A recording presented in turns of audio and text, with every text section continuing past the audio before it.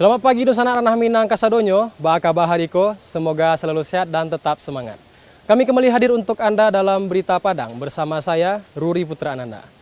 Sejumlah informasi telah kami siapkan untuk Anda. Berikut 3 berita utama hari ini.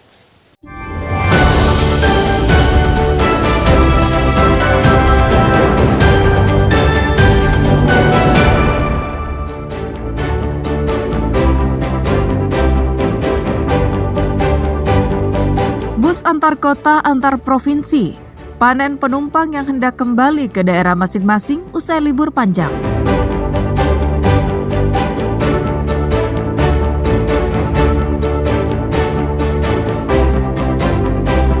Curi sepeda motor milik teman, pelakunya ditangkap saat bertamu ke rumah pacarnya.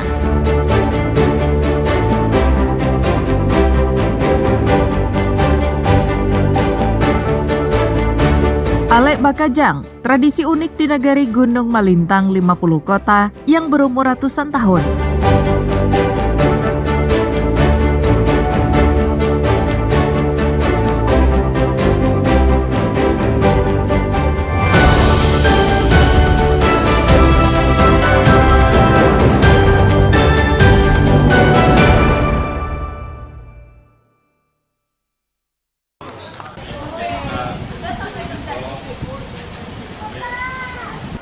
Beginilah suasana di salah satu pangkalan bus antar kota antar provinsi di kawasan Bypass, Lubuk Begalung pada hari Senin.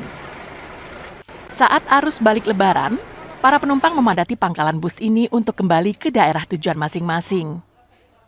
Nurdiah, salah seorang penumpang bus tujuan Medan mengatakan, ia lebih memilih naik bus karena harga tiketnya lebih terjangkau dibanding tiket pesawat. Untuk jurusan Padang menuju Medan, Nurdiah hanya perlu merogoh koceknya sekitar 400.000 untuk kelas super eksekutif. Jumlah ini tak sebanding dengan tiket pesawat yang saat ini dijual hingga 4 juta rupiah. Sementara itu Doni, salah seorang perantau asal Padang yang akan kembali ke Jakarta, mengaku memilih bus karena harga tiket pesawat yang mahal. Untuk mengantisipasi agar memperoleh tiket bus, ia telah memesannya jauh-jauh hari sebelum Lebaran. Sekarang tujuannya balik ke Medan lagi. Balik ke Medan. Iya. Untuk harga tiketnya saat ini gimana? Harga tiket bus standar ya, tetap sama ketika awal milih untuk balik kemari. Cuman dibanding hari biasa memang lebih naik ya. Itu ngambil tiketnya sejak kapan? Untuk tiketnya diambil dari awal bulan Maret. Awal bulan Maret. Ya. Oke. Alasannya karena sebentar lagi masuk kerja. Ya. Kita kerja mulai hari Selasa, tanggal 8. Saya kerja di Dinas Pendidikan. Ya. Jadi Jakarta, siap-siap Pak, ya? di Jakarta Selatan. Oke. Ya. Saya kerja di sekolah. Ya. Terus Pak, untuk tiket gimana nih Pak? Kalau sekarang mungkin masih mahal. Iya, iya. Nah, makanya ya udahlah. Kita udah pesan udah 10 hari yang lalu. Ya udah jauh hari. Jadi masih puasa kita ambilnya. Ya. Pantauan di beberapa pool bus akap, sebagian besar pemudik yang datang ke pangkalan bus akan bertolak ke Pulau Jawa dengan tujuan Jakarta, Bogor, Bekasi, Bandung, dan Sukabumi. Mereka akan kembali memulai aktivitas seiring masa cuti Lebaran yang telah berakhir. Robiham melaporkan dari Padang.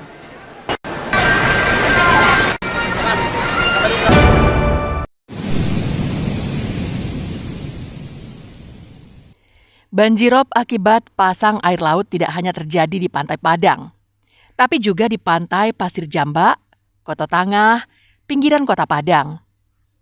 Air laut naik hingga 20 meter ke daratan. Gelombang tinggi juga menyebabkan abrasi yang mengikis pantai. 3 rumah dan sebuah musala di kawasan Pantai Pasir Jambak terancam ambruk karena abrasi yang terus-menerus sepanjang tahun ini.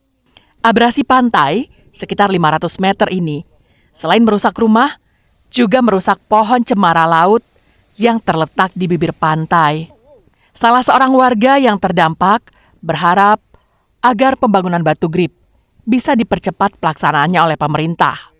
Pasalnya, selain mengancam robohnya rumah mereka, juga berimbas terhadap ekonomi warga karena gelombang besar menyebabkan wisatawan enggan untuk datang berkunjung. Seperti cepat-cepat lah bantu Grabnya datang ke sini supaya jangan habis rumahnya. Nah, terus kan bisa menimbulkan usaha kembali. Gitu. Ya sekarang ini kan pengunjung nggak ada yang datang. Dampaknya besar kan. Itulah bantuan dari bapak-bapak kami supaya cepat batu Grabnya datang ke sini untuk menolong supaya rumahnya nggak hancur karena gelombang ombak. Gitu. Lurah Pasian Nantigo mengatakan, pihaknya telah membangun tanggul darurat di sekitar rumah warga. Hal itu sebagai langkah sementara untuk mengantisipasi abrasi lanjutan hingga dilakukan penanganan lebih permanen dari pihak terkait. Jadi sebelumnya diulang tuh Abrasi ini mungkin dari tahun 2003 sudah pernah terjadi di wilayah yang sama, RT 2 RW 7, yaitu di bulan Oktober, habis itu di bulan Maret 2024. Ini sebagai Kelurahan Pasian Nantigo telah melaporkan secara tertulis ke pihak kecamatan dan juga kepada BPBD Kota Padang. Dan BPBD Kota Padang pun telah menindaklanjuti dengan meminta surat dukungan warga ketika nanti akan dilaksanakan pembangunan grip anti abrasi. Persoalan abrasi di pantai Pasir Jamba adalah masalah klasik yang tak pernah mendapat perhatian serius dari Wali Kota Padang dari tahun ke tahun. Robiham melaporkan dari Padang.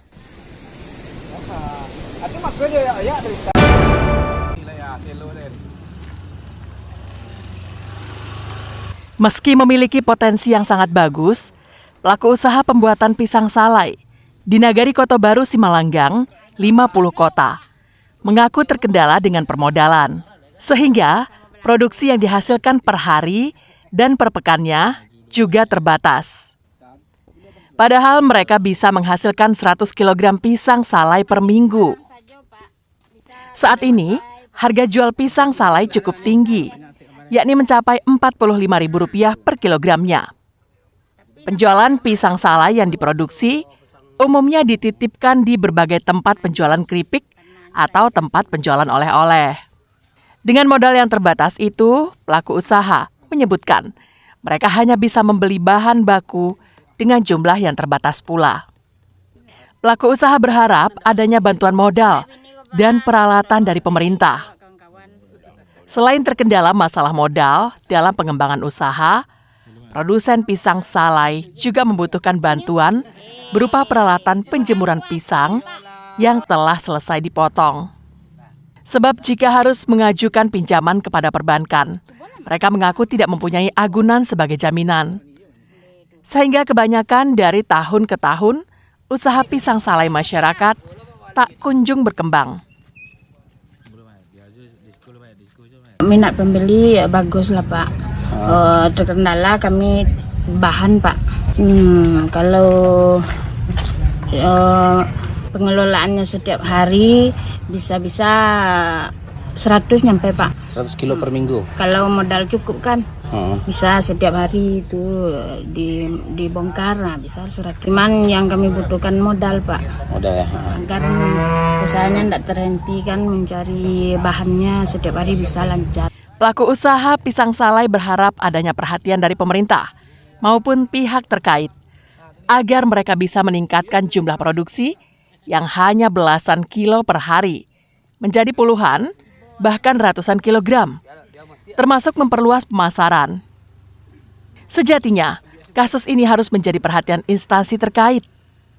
Pasalnya, selain bisa membantu pelaku usaha untuk mendapatkan kredit usaha rakyat yang tanpa agunan, bisa juga mengenalkan usaha pisang salai ini ke perusahaan atau BUMN yang memiliki dana CSR.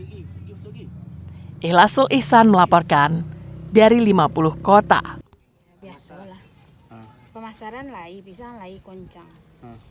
Di situ.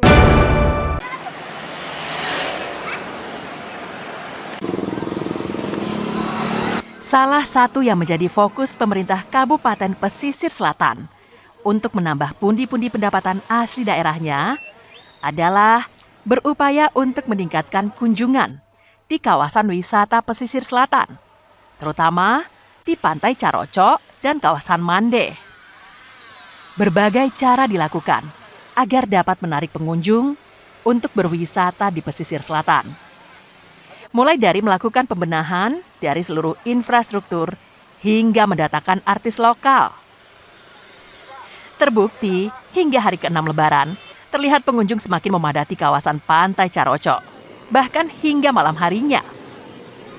PAD yang dihasilkan di Pantai Carocok ini saja telah lebih dari 500 juta rupiah dengan jumlah pengunjung mencapai 300.000 orang. Sebuah angka yang fantastis untuk ukuran kabupaten di Sumatera Barat. Pada tahun 2024 lalu, tingkat kunjungan wisatawan di objek wisata hanya 230.000 pengunjung. PAD lebih untuk hari ini. Lucu itu berarti Pak? Saja. Luar biasa nih dari masyarakat.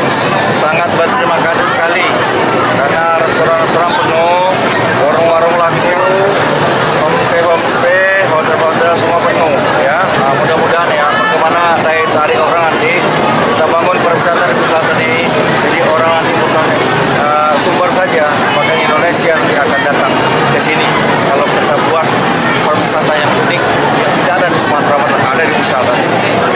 Pemerintah Kabupaten Pesisir Selatan menargetkan pengunjung yang datang untuk berwisata semakin meningkat setiap tahunnya. Bagi sebagian besar warga di Sumatera Barat, Lebaran dirayakan secara euforia selama berhari-hari dengan kegiatan yang berbeda-beda. Maka tak mengherankan, ada istilah Lebaran hari ketiga hingga Lebaran hari ke-20. Banta Fauzan melaporkan dari Pesisir Selatan.